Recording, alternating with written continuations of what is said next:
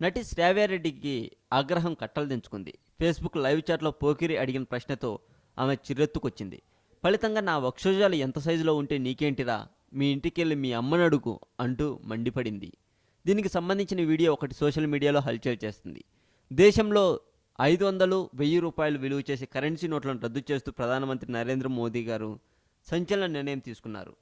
దీంతో సామాన్య ప్రజానీకం తీవ్ర ఇబ్బందులు పడుతున్నారు. దీనిపై అవగాహన కల్పించే నిమిత్తం శ్రావ్యారెడ్డి గారు ఫేస్బుక్ లైవ్లో మాట్లాడింది.